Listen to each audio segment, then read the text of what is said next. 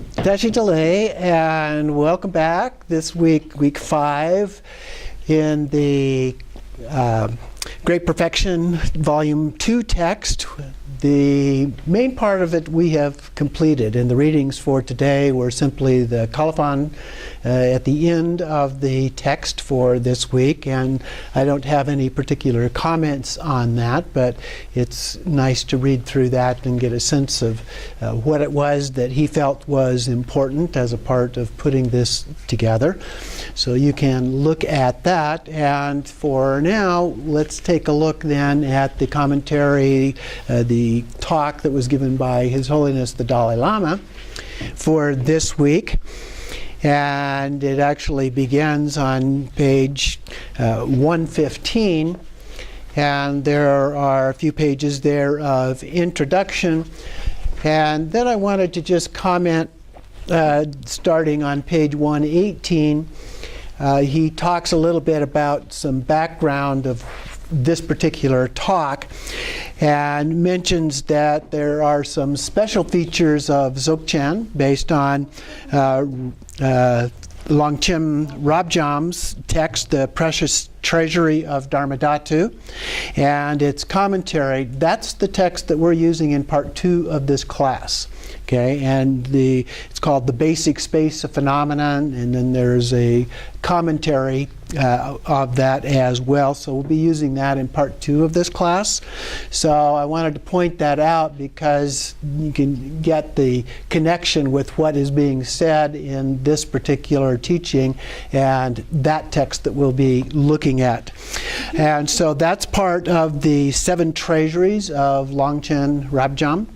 And so a very special text. It's also included in our collection that we have over here. So we have all 7 of those in Tibetan here in our own collection as the special texts for our shrine. And so that is extra special, a nice connection that we have with those. So the treasury of Dharmadhatu, as he calls it in here, is regarded as expressing the essence of Longchen Rabjam's teachings on Dzogchen. And Patrul Rinpoche, the Dalai Lama says, calls this work a living Buddha of pure Dharmakaya as teaching. So very high praise for the importance and quality of this particular work. So the Dalai Lama then begins his actual talk on the text on page 122, and he begins by talking about pure motivation. And in the part that we're looking at this for today, his talk concerns primarily some background information in preparation for the actual Dzogchen text itself. So he starts with motivation. We often in these talks talk about motivation as a place to start with our altruistic intention and so forth. And that is the way that the Dalai Lama starts here. And so he says that we begin by arousing our motivation with an altruistic attitude. And so he explains this in the context of one of the verses from the 8 verses on training the mind. That's one of the Dalai Lama's favorite short texts, and he's done commentaries on that a lot, refers to it a lot. So at the bottom of 122 there, he says, "Whenever I associate with others, I will learn to think of myself as the lowest among them, and respectfully hold others to be supreme from the very depths of my heart." Now, I think you could go a little bit overboard by taking this a little too literally, but the basic idea here that we're talking about is the importance of others, the fact that we're all interconnected, interrelated, and so forth, and our altruistic intent. Altruism basically means doing something for somebody else without expecting anything in return. So we may actually get something in return. We may benefit because it feels good to help somebody, for example, but we don't do it because of that. We do it because we think it's the right thing to do. So that's the idea behind altruism itself. And then on the top of 123, he says, "And when giving a teaching, it is the attitude of a teacher who should have towards his or her students as well." So it's not just how the students view the teacher, but also how the teacher views the students. It's an interconnected, interrelated kind of relationship. And then a few paragraphs down, he says, when we take refuge in the three jewels, which would be the Buddha, Dharma, and Sangha, it is important to be aware of the ultimate significance of refuge. Its ultimate meaning comes from the understanding of potential or seed that we all possess within us, which is known as Buddha nature. So it's very important that we connect with our own Buddha nature as a part of this, and that from that we sit, we listen, we comprehend what is being taught, and then we also carry forward from that as we do our practice as well. And then towards the bottom of the page, he says sometimes, referring to Buddha nature, sometimes this is called the primordial Buddha, Samattabhadra, in Tibetan, Kuntuzangpo, meaning all good. Every living being possesses this self-arising potential. After taking refuge, we should cultivate the altruistic aspiration to realize enlightenment for the benefit of all sentient beings so that we can lead them to the same perfect state of Samattabhadra, every single one. Okay? So that is the attitude, the intent that we need to bring to all of our practices, whatever it is that we are doing, and in this case to the teaching that he is about to give for this. So being prepared for that. Then he continues on, and for a lot of this chapter then he talks about what he refers to as the traditional approach. And so he begins here by emphasizing the importance of the individual experience or personal experience. And at each stage, and we go through various stages, we could look at this in terms of the Nyingma as the 9 yanas, or there are also different vehicles or stages in the Sarma schools as well that are very similar to those in the Nyingma. And there are other approaches that we could use to look at these various stages as well. But he points out that at each stage, regardless of the particular system that you're applying here, each of those stages is taught separately in the traditional approach. And then the student is advised to meditate on it for as long as possible, and then, or at least a prescribed number of days. And he even indicates here at the bottom of that paragraph, at least 3 or 4 days. And that's fairly common. A lot of times, though, it's much longer periods than 3 or 4 days. But in the Natural Liberation class, which is based on the teachings of Pabasambhava, he repeatedly talks about doing each of the practices for at least 3 days. Now, in some cases, he suggests longer periods, such as a month or a week or at least 3 days. So that's kind of the bottom line, if you will. And in that class, I usually recommend that a student do those practices for at least a week, considering that we're not doing them full time or for 4 sessions a day that we might do if we were a lama or a dakini in practice and so forth. Then by doing it more times, a couple times a day, morning and the evening, we at least repeat as many times as you would if you were doing it for 3 days with 4 consecutive sessions. So very comparable, if you will, in terms of what we're able to accomplish in terms of repetitions. But then he continues on and he talks about, in this modern age, we typically don't have time to even do these 3 days, 3 full days at a time with these practices. And so he says neither the students nor the teacher have time to follow the traditional pattern. Well, some people are fortunate enough that they can actually do that, but many of us are very busy with jobs and families and other responsibilities, and we're not able to do that at that level. So then in the bottom paragraph there he says, although you may receive the transmission and inspiration from these sessions of teaching, you should not be satisfied with that alone. Make a point of listening to further commentaries and teachings, then meditate on them over a lengthy period of time. So we want to make a commitment as a part of any teachings that we receive to really apply those things. Now we can go to an empowerment and receive those as a blessing, and that's fine and that's beneficial to us, but it is best if we do that with the intent of actually committing to the practice and doing those as much as we can. Now, individual lamas will require or request that we do different levels of commitment to that. Some lamas, for example, Khenchen Lama, often when he did teachings would require that we do those for at least 10,000 repetitions, mantras, of whatever the mantra of that particular practice was fairly common. Garchen Rinpoche, many of you have studied with Garchen Rinpoche, typically refers to it in terms of simply bodhicitta. And so making your commitment to it in terms of bodhicitta itself. So there are many different ways that lamas approach whatever kind of samaya or commitment that they expect from their students related to this.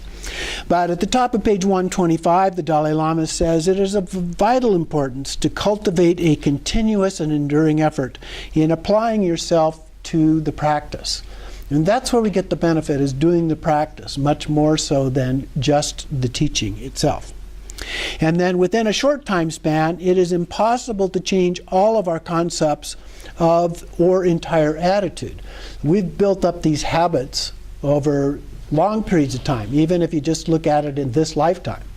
The number of days that we've committed to doing things in a particular way has built up very strong habitual patterns. And so to overcome those requires a very strong commitment and lots of repetition of doing things in a very different way.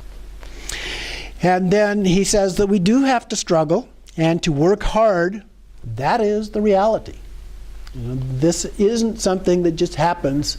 So patience and persistence, those are the two words I use perhaps more than anything else in terms of advice for people learning to meditate. It takes a lot of that. And then he continues on in the next paragraph there on 125. As Buddhist practitioners, we are not counting in hours or weeks or months. We count in eons. Now remember, he's talking about the traditional approach here. And so traditionally in the path of individual liberation in particular, and the path of altruism also, it talks about very, very long periods of time that are required with lifetime after lifetime after lifetime of reincarnation in order to accomplish these things. In the Vajrayana and the Dzogchen in particular, we typically talk about it in one lifetime, in this lifetime. Or if that doesn't work out, at least in a few lifetimes, not in eons of lifetimes. So it is considered to be a more rapid approach to achieving enlightenment so that we can then benefit other beings as well from that. And so then he talks again about the special feature of Dzogchen, and he says that the special feature of Dzogchen is the path is created through wisdom, which transcends the ordinary mind or consciousness altogether. So that's the unique approach of Dzogchen, is it is from that wisdom, and the approach is to focus on the wisdom aspect rather than things leading to wisdom. So instead of a stepwise path of various other things that we have to do leading up to the wisdom, we go directly at the wisdom itself. First, though, he says we need to be aware that there are different categories of trainees and predispositions from various lifetimes, and so this isn't necessarily the approach that's the most suitable for all of us. But he says some who are very sharp can actually get it from just a very few words. They get the few words and it just clicks and they get it. And that's all that they really need. Now, unfortunately, most of us probably don't fit that category, and it takes something a little bit more than that. And he points out on the top of page 126 here that that is extremely rare to be able to do that. Most of us, and more ordinary people, need to follow a step-by-step kind of an approach.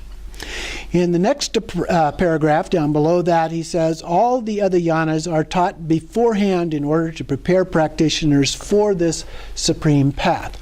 And that's the way that we normally teach this, so that we go through and we learn some things about the path of individual liberation and the path of altruism and the path of Tantra, the deity yoga practices and so forth.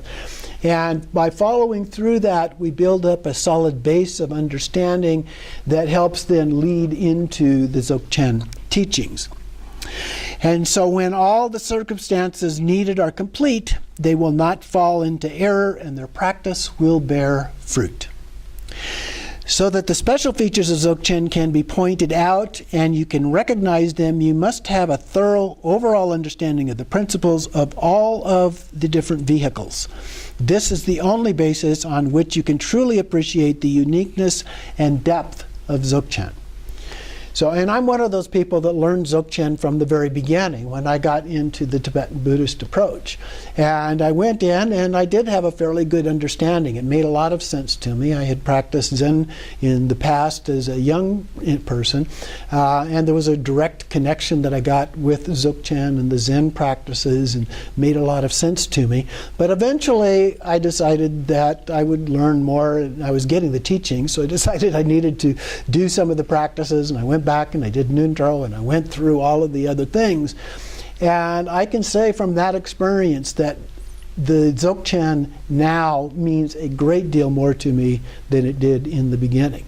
That background really does add a great deal of benefit to it and having that. And so being a little bit patient and working through those things I find to be extremely helpful. So I guess I'm in the ordinary category, not the extraordinary category when it comes to that.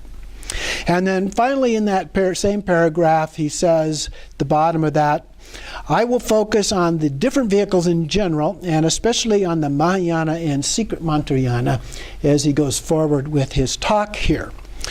So the next category he talks about is called the primacy of mind. And for today, this is the focus of this particular part of our discussion. And so he says in that introductory paragraph, the entire spectrum of Buddhist philosophy and practice can be explained by means of this famous quotation from the Buddha. The mind is devoid of mind, for the nature of mind is clear light. Now, explaining all of Buddhism from that short statement requires a little bit of explanation, and so that's what he does here in the rest of this. And so he begins by saying the first words of this quote, the mind, encompasses the entire meaning of the Four Noble Truths, the first turning of the wheel of Dharma. And then the rest of that first line is devoid of mind, encompasses the meaning of all of the wisdom sutras. The second turning of the wheel, where the Buddha focused on emptiness. And then the meaning of the second line, for the nature of mind is clear light, embraces the entire third turning of the wheel, where the Buddha taught on Buddha nature. And so on down another paragraph here, he says, this line, for the nature of mind is clear light, embodies the ultimate intention of the teachings of highest yoga tantra, accomplishing the fundamental innate mind of clear light. However, in Dzogchen, it is clear light and that alone which is practiced. Now in Dzogchen we normally call it Rigpa rather than clear light, but same thing here. And is laid bare in all of its nakedness. Dzogchen, in fact, is uniquely the practice of clear light or naked Rigpa alone. So that's that direct approach that we were talking about here. So clear light and Rigpa have the same meaning. Then on the next page, 128, he continues on and talks about a philosophical concept called valid cognition. How do we know if something is really true? And when we talk about wisdom in the Tibetan Buddhist tradition and all of Buddhist traditions, we're talking about knowing truth. What is the truth about the true nature of mind, or the true nature of things? And so in order to know that, we have to know something about what makes something true or not true. And that's the idea behind valid cognition. Now as we go through this, he does talk about, but doesn't really point out which groups, but he points out that various groups within the tradition have different opinions about these things, different ideas, different agreements, different approaches, and so forth. And so primarily what he's trying to do here is not make a particular argument one way or the other, but rather to point out the fact that there are differences and what some of those differences are. So the first question, he says, in any philosophical inquiry is how to determine whether or not something exists. And usually in Buddhism, we're talking, when we say something exists, we're saying something has a true inherent existence as opposed to happens to be in an ordinary approach to existence, a thing, a material kind of thing, the way we normally would look at it. But sometimes that actually comes up in the question as well. So the Buddha answer, he says, is that if something is verifiable through experience or awareness at any level of cognition, it is existent. Conversely, if it is not verifiable, then it cannot be considered to exist. Okay, so a real basic, it actually fits fairly close with the Western approach where we look at things experientially and we say, well, can we see something? If we can see it, then it is there. If we can't see it, it might not be there. We don't make an absolute based on just seeing, but other kinds of things. If there are ways that we can identify it scientifically through research and so forth, then we can say that it exists. If we think it might exist but we're not sure, then we call it a theory. We have a concept about that, but we don't know for sure. And so there are lots of theories. Sometimes we're able to develop a very comprehensive set of data that support a particular theory, and then that theory becomes widely accepted, and sometimes we even convert it into what we call a law. Related a law of physics or a law of chemistry or something like that, because it has been verified to the point that there remains no doubt at all. So when we talk about climate change or global warming, that still fits at this point into the category of theory, but the evidence is pretty overwhelming at this point. Evolution we still call a theory. For example, there are fine points of that are still being resolved, but it's still generally accepted as being true by most scientists. They're usually arguing fine points rather than the general principles involved, and so forth. But when we talk about gravity, we call it the law of gravity. It's something that's an absolute. We don't have any question about whether or not that is a truth or not. And so we come across some things that are fairly similar in how we approach things in Buddhism. So the second paragraph there then, however, there are many different types and levels of verifying awareness or cognition. It's true in the West as well as Buddhism.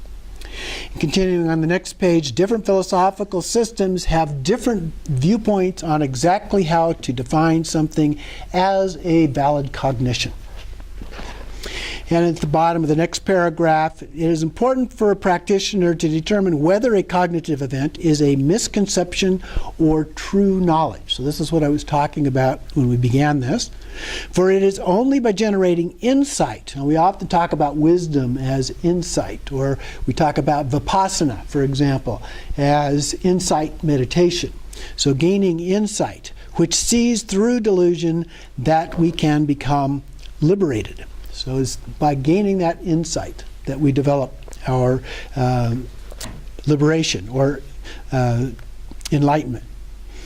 And so a few other things he mentions, and some of these differences and the kind of things that can happen, and he even goes through some different steps that can happen in the process here on page 129.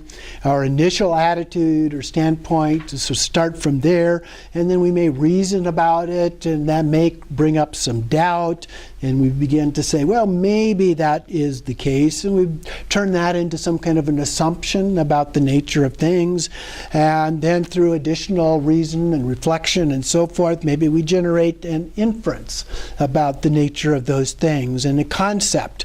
It's not direct knowledge at that point, but then finally we have a direct realization and that direct experience of the event. So this is how we go through in a generic way of starting with an idea and questioning it, challenging it, exploring it, and so forth, until we get to the point where we develop something based on a direct experience of that. However, he says it might still be deceptive or deluded. And philosophical systems differ again in their viewpoints about this, and then he gives an example related to Nagarjuna, the middle way philosophy, Madhyamaka of Nagarjuna, and specifically cites here Chandrakirti, who was the founder of the Prasangika school of Madhyamaka. And he says that he maintains that a state of mind could be a true knowledge and a valid cognition, and yet at the same time contain certain degree of delusion. Okay? So that's a little bit strange to think about on the surface, at least. And so what he is saying here, and then he contrasts that before he gets into the details with other schools that maintain that true knowledge or valid cognition cannot be deceptive. Well, at least on the surface, that makes sense as well. And so he says that there can be this element of delusion, and he gives the example of an appearing object. That would be the actual object in terms of ordinary descriptions, and the object of apprehension. That would be the object as we perceive it in our mind. And so he says that in this view, the consciousness or awareness can only be posited in relation to an object. Okay? If there's no object, there's no relationship in terms of an object or an apprehension of the object. So we have to have, first of all, an object of some kind. And then, based on that, the consciousness and the object are posited in a mutual relationship to each other. So if I say this is the object and I see the object, then I've created a relationship between the object itself and the object in my mind. So there is that relationship between those. He also says other philosophical systems, in order to establish the existence of an awareness, refer to mind being aware of itself. Okay? So kind of a metacognition, that we have to not only just apprehend something, but we have to know that we're apprehending it. Okay? So there's a second level of mental analysis that goes on there, or mental experience even. Then he goes on to different classes of phenomena. Within the category of existent phenomena, there are two classes. First, things that do not exist permanently, that depend on certain causes and conditions. This we often refer to as things from the view of relative truth. And then the other are permanent and do not depend on such causes or conditions. And these we often refer to as related to ultimate truth. And then on page 131, in the second paragraph, phenomena that arise as a result of causes and conditions are known as produced. And there are three different types. And you'll see that term produced or production or things like that sometimes used in texts. So the first one of these three is matter, physical, material, things that are tangible. The second one are things that are only within the domain of our experience, such as sensations, experiences, awareness, and so on. And we can still talk about them, but they're really in the form of an experience as opposed to a physical manifestation. The third type are purely mental constructs. The things that we simply make up in terms of our thoughts. And he gives an example of time being a mental construct. And other kinds of concepts, even things such as self or I, those are also mental concepts. And then down toward the bottom of the page, he says, well, if we investigate these things, as we do with Vipassana type of analysis, and search for its existence, then none can be found. And referring here to self or I specifically. But there's a label that we put on it. It becomes a useful label to us. We talk about self and I in a useful way. But what we have to be careful about is reifying that, making it as if it's something that is real in an absolute sense, a permanent sense. So similarly, what we call awareness or consciousness, if we take those are also concepts. So we become certain of their existence, and we claim that we can feel it, experience it, and be conscious of it. But it poses a problem, even to attempt to identify exactly what it is. And that's the problem as we get into those things, especially as we move further and further away from physical things and direct experiences that we have, and we become more into the concept region. Then those things become a little bit more vague in trying to define them. You go to the dictionary and you find 20 different definitions of a particular term, and it's used in lots of different ways and so forth. And so that presents a variety of problems, not only understanding what each other are talking about when we use a particular term, but also in terms of what it really is that we're actually talking about, and so that we ourselves know what we're trying to explain. So this then gets us to trying to understand the idea of mind itself. And so the Dalai Lama here begins talking about the mind. Now he says all human beings desire happiness and to avoid suffering. That's one of the most basic of all the premises in Buddhism. And so in the next paragraph he talks about pleasure and pain that are primarily related to the body. There's another domain of pain and pleasure that relates more to happiness and sorrow, and that's a more mental view of pleasure and pain. And then in the next paragraph he talks about the role that our state of mind plays in happiness and sorrow. How, if at all, we can train our mind in such a way that we can transform it for the better. So at that point we're getting to the principle within Buddhism that because this mind is changeable, we can in fact train it in a way that allows us to attain a higher level of happiness and to let go of some of these forms of suffering that we tend to experience. So then on page 133 at the top he says, although the Buddhist traditions and schools of thought concur on the question of mind being of primary importance, there are different philosophical explanations and understanding of how that is so. And he uses the Chittamatra, a mind-only school, talking about external phenomena are not objectively existent, but mere projections of the mind. Okay? And if you think about it carefully, you can see how one could come to that conclusion, because everything that we experience is taking place in our mind. So how do we know that this object that we perceive to be out there is actually out there?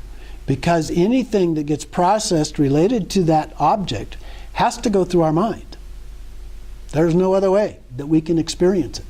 And so if everything is literally processed through our mind, there is no way to actually know whether or not it isn't in just our mind. Okay? Let's get the logic involved there.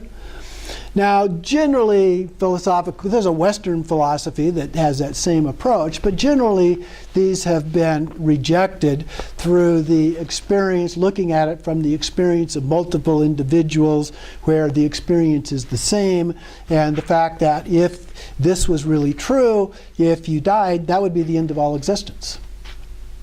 Okay? Because it's only your mind that all of these things are taking place in.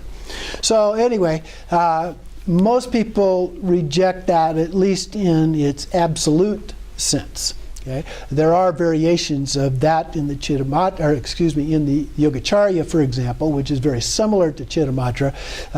It changes a little bit, but that's not our topic for today, so we won't go into that right now. So at any rate, the idea is that in the next paragraph, there are many Buddhist philosophical schools that maintain mind and matter are distinct entities from each other. A number of Buddhist traditions divide phenomena into two different types: those that are contaminated, those associated with samsara, and those that are unstained or unpolluted, that are related to nirvana. By developing an insight into the ultimate nature of things and events, you are liberated. But when the ultimate nature of things is misunderstood and apprehended incorrectly, then you fall into cyclic existence. And then the samsaric cycle of life and death just continues to repeat itself. So then in the next paragraph he says, some philosophical schools explain the primacy of mind from the point of view of how mind is instrumental in creating labels, or concepts. In the Madhyamaka Prasangika, all phenomena are ultimately mere labels. They do not exist in and of themselves. Other philosophical schools have different approaches as a part of that, which differ from the Prasangika. So not all of the schools agree in the exact description and understanding of these things. Now the Prasangika school is particularly strong in the Gelugpas, and the Dalai Lama, being a Gelugpa, uses that a lot.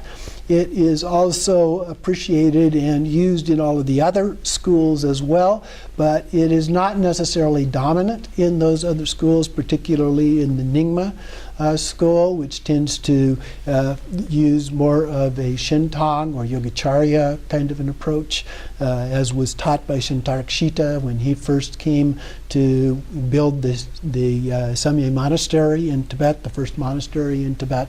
So there's a long tradition of various approaches, but they all go back to Madhyamaka. Okay? They're all just variations of Madhyamaka.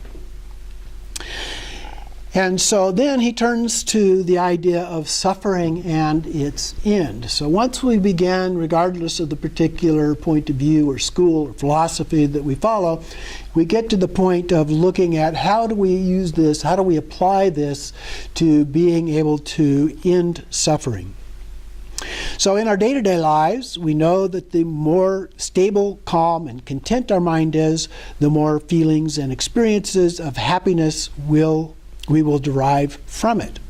We can see only too well that a disciplined and contented mind is the source of our happiness. If such peace of mind is the route to happiness, can we develop it even further to its fullest extent? So the idea is maybe there's an opportunity here to do something more with that. So when it is then advanced to the highest level, it is known as the true path, or the path which leads to cessation, the cessation of suffering, if you will. In other words, there's the possibility of cessation. So that is what the the Buddha said in the Four Noble Truths. So then he talks a little bit about delusions and how those delusions exist and how we can remove those delusions.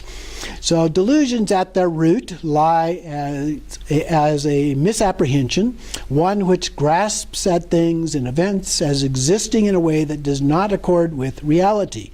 We apprehend things as existing inherently in their own right. Yet, if we examine this, we find it is simply not the case. So continuing on the top of 135, see through the deception, illusions, and misconceptions of this fundamental ignorance. So this is the most fundamental of all of the concepts in the wisdom part of the tradition of Vajrayana. This, in turn, makes it possible for the nature of mind to be released from the influence of negative emotions and delusions, and so attain true cessation of suffering. So once we understand the true nature of things and really embody that in our worldview and how we look at the world, how we understand the world, and so forth, then we're able to achieve enlightenment. Now at this point I might add that he's focused on the wisdom aspect, and as we pointed out before, there's really a second wing for the bird, which is the compassion aspect, but he's just focused on the wisdom part of this. But you can't achieve liberation just from wisdom itself. But normally what happens, the way it's viewed particularly in the Dzogchen tradition, is that once you develop the wisdom aspect, the compassion aspect spontaneously and naturally manifests. Okay? But the focus here is just on the wisdom part of this. So it helps to break through, we have to break through all of those delusions and so forth. And then we achieve the cessation of suffering. So then in the second paragraph there, again, he talks about delusions, and the principal delusion is that fundamental ignorance. and grasping at things as being inherently existent.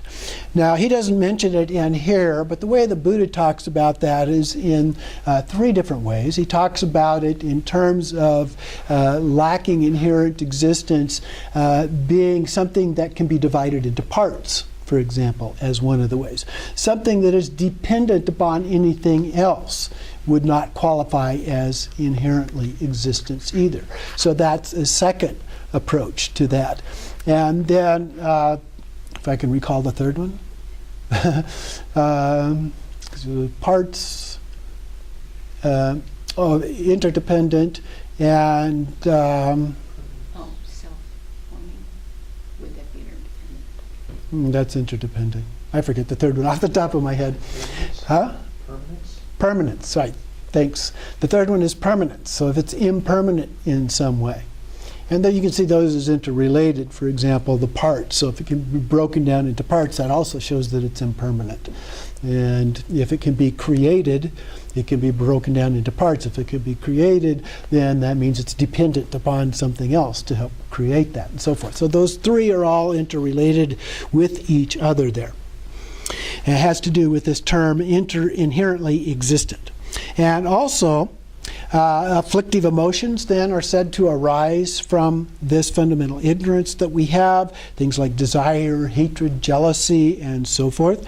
And various negative actions then manifest as a result of that through our body, speech, and mind. So those then become the causes of our own suffering. So you find this sequence that is described there by the Buddha and many of the other teachings. So suffering is explained then at three different levels. And so he talks here about the three sufferings that the Buddha taught. The first one, the suffering of suffering, which is physical pain and mental anguish types of suffering, the way we normally use that term in the West. The second type is the suffering of change. Now, we don't typically in the West think about suffering as a result of change, but it certainly can be. And the example he gives in here is something that is pleasurable, but perhaps it is, if we continue to pursue that, then that can lead to boredom and dissatisfaction or something. Or think about going out for a nice meal. Going out for a nice meal can be pleasurable, but if you continue to eat that really good food and continue to eat and continue to eat, and pretty soon it becomes very uncomfortable and it becomes too much and it's no longer pleasurable. So even things that can be pleasurable in that sense because of the change that happens can become unpleasurable in a variety of ways. And then the third one is he calls pervasive suffering of conditioning. A lot of texts refer to it as all-pervasive suffering. And so here we're talking about a more fundamental kind of suffering that is based upon our very nature, if you will. And in here he refers to it in terms of the aggregates.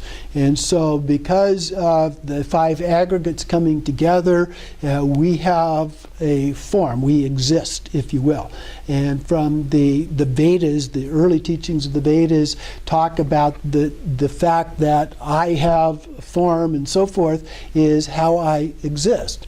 And so we have form and feelings and perceptions and thoughts, or some talk about mental formations and consciousness. Those are the five parts of the five aggregates, or sometimes called five heaps, or other terms that are used to describe those. And so by virtue of those in and of themselves, we then are contaminated in some way. And as a result of that, we have this sense of dissatisfaction. And so suffering at this level is very much about a sense of things just aren't perfect. They're not completely satisfying. And so that's the level when we talk about all pervasive suffering happens at that level.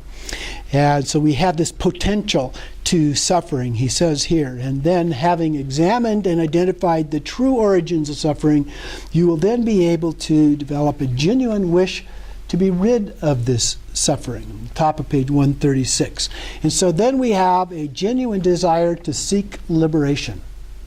Having recognized this, and we don't want it anymore, then we have the incentive, if you will, to practice, to do things, to try and change the way things are, because we have learned already, as we just talked about, we can, by training the mind, lead to the cessation of this. Okay, so that's what he's referring to here.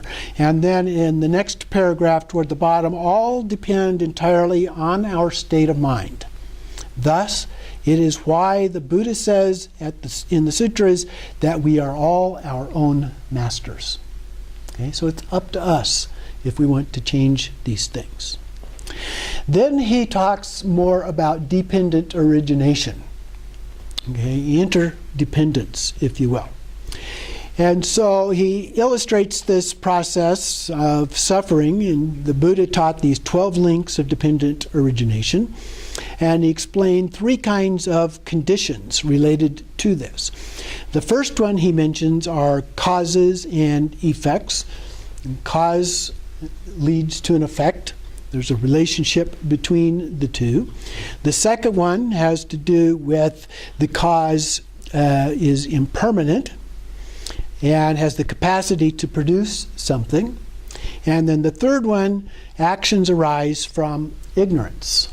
So ignorance becomes the fundamental cause leading to these other effects.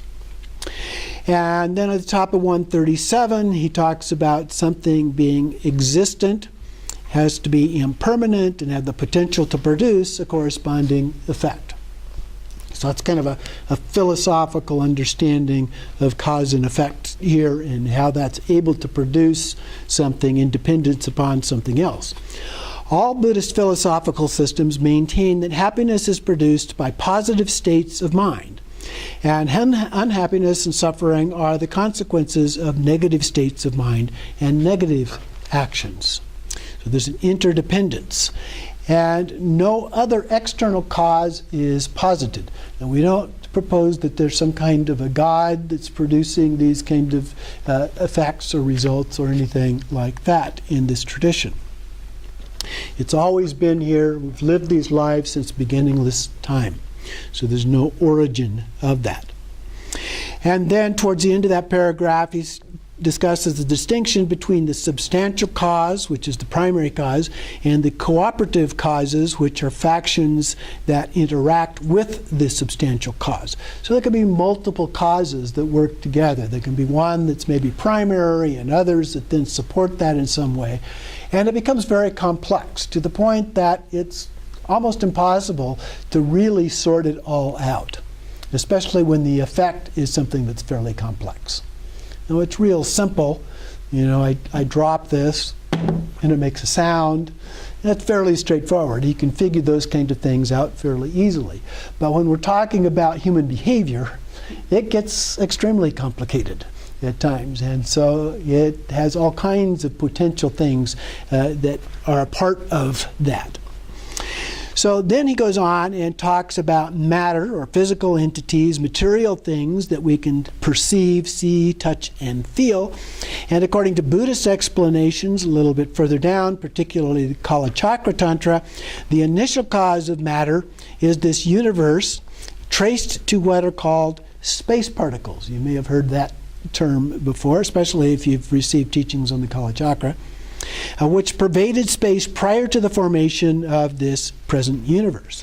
There was, at least at one time, a theory very similar to that in Western thought as well.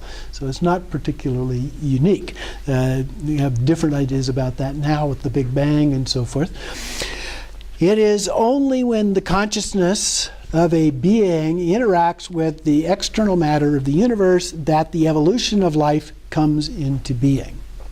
And so this is the Buddhist perspective on this. So various conditions then affect that change. So we have causes and conditions. The conditions are various circumstances that affect those causes and how that all works. And so here the Dalai Lama then ties that into the idea of karma. So karma is often described as being a seed, but for that seed to ripen, you have to have various conditions that enable that to ripen. And we think about that in terms of agriculture, if you will, You have the seed, but the seed doesn't do anything just by itself. For that to happen, you have to plant the seed. Then you have to water it, and so it has to have some fertilizer, and it has to have some sunlight and other kinds of things. So all conditions that allow it then to grow. And karma is said to be very similar. So that's a good metaphor for the idea of karma. So then he goes on to say later in that paragraph, Buddhists maintain that these interactions between mind and matter take place as a result of karmic actions. And it's very important to understand karma in terms of a dynamic process. In the next paragraph, he says, to sum up, we should train our mind, and this can be achieved only through discipline. We need a faculty of single-pointedness that will enable us to channel our energy and attention toward a chosen object. So this would be basically a description of shamatha-type meditations, and a wide variety of those in the tradition. And for this, we need a proper foundation provided by the discipline of pure morality or ethics in how we approach this.